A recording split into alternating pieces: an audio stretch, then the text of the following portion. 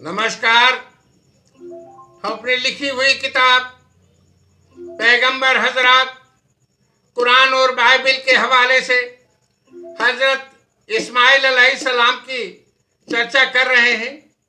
पिछले अंक में हमने देखा कि हजरत इस्माइल किस तरह से अपने वादे के बहुत पक्के थे। किसी दोस्त ने यह कहकर कि हम अभी बाजार से वापस लौट रहे हैं, आप यहीं हमारा इंतजार कीजिए, वो जाने के बाद भूल गया।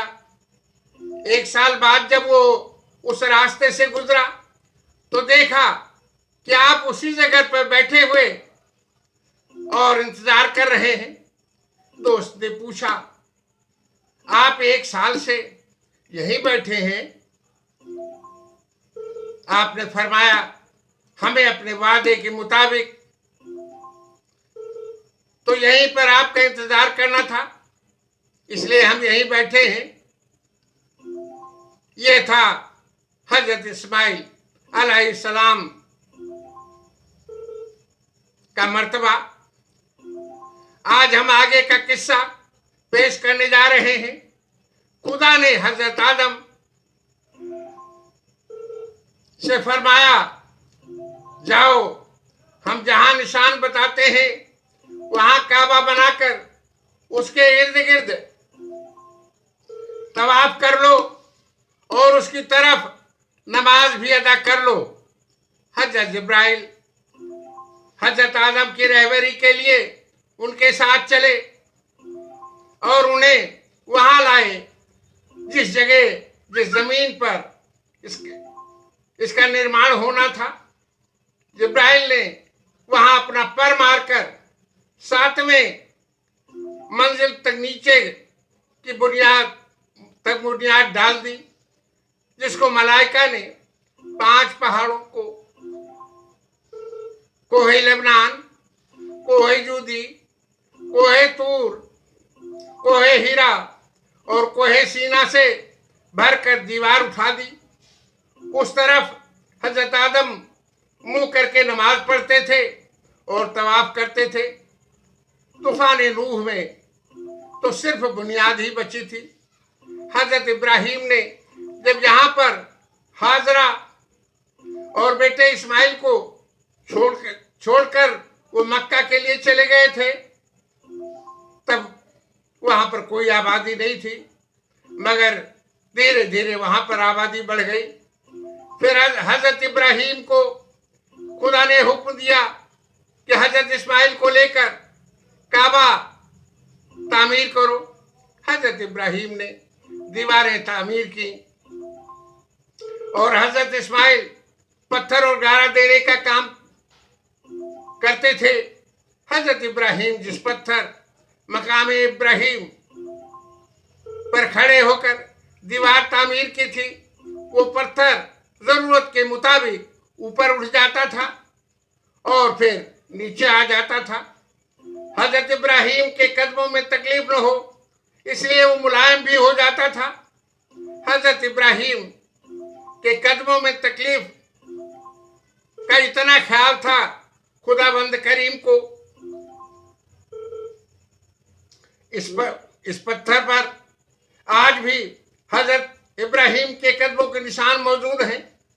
इसी पत्थर पर खड़े होकर आपने आवाज दी थी कि अल्लाह के बंदो, हज के लिए आओ।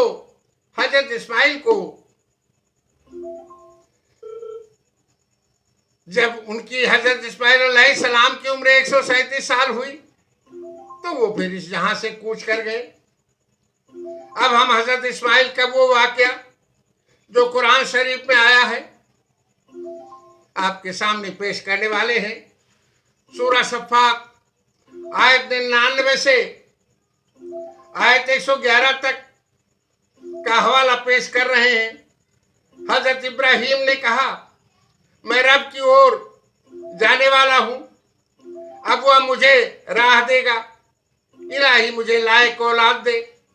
तब हमने उसे खुशखबरी सुना दी एक अक्लमंद लड़के की, और वह जब उसके साथ काम के काबिल हो गया तब कहा, ऐ मेरे बेटे इस्माइल, मैंने ख्वाब देखा कि मैं तुम्हें ज़िब्ह करता हूं। अब तू देख, तेरी क्या राय है? हजरत इस्माइल ने कहा, अय मेरे बाप, वह कीजिए जिस बात का आपको हुक्म मिला है। खुदा ने चाहा तो आप हमें साबिर पाएंगे। जब उन दोनों ने हमारे हुक्म पर गर्दन रखी और बाप ने बेटे को माथे के बल लिटाया और हम पे उस तब मैंने एक गैब से एक निदा फरमाई कि ऐ इब्राहिम, बेशक तूने ख्वाब सच करके दिखाया है। हम ऐसा ही सिला देते हैं नेकों को। बेशक ये रोशन जांच थी तुम्हारे लिए, और मैंने एक बड़ा ज़बीहा उसके सदका में देकर उसको बचा लिया, और हमने पिछलों में उसकी तारीफ बाकी रखी। सलाम हो इब्राहिम पर, बेशक वो हमारे आला दर्जे के कामिल ईमान बंदों में है। और अब हम सूरा मरियम के आयत 54 और 55 से हजरत इस्माइल अलैहिस्सलाम की चर्चा पेश कर रहे हैं। और किताब में इस्माइल को याद करो, बेशक वो वादे का सच्चा था और वो रसूल था, गैब की खबरें बताता और अपने घर वालों को नमाज और ज़कात का हुक्म देता और अपने रब की पसंद था। और अब वो वाक़या पेश करने वाले हैं जो सूरा बकरा आयत 124 और 127 तक। हजरत इब्राहिम को उसके रब ने कुछ बातों से आजमाया तो वह उसने पूरी कर दिखाया। तब मैंने फरमाया, मैं तुम लोगों का तुम्हें सबका पेशवा बनाने वाला हूं।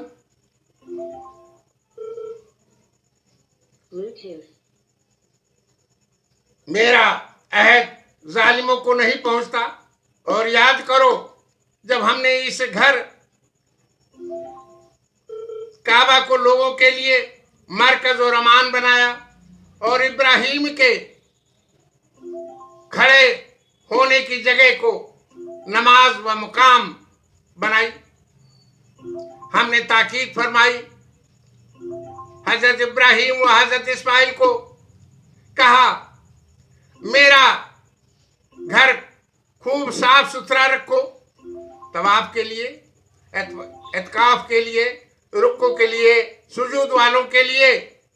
और उठाता था वो जब इब्राहिम इस घर की दीवारें और इस्माइल वो कहते हुए, क्या रब हमारे हमसे कबूल फरमा।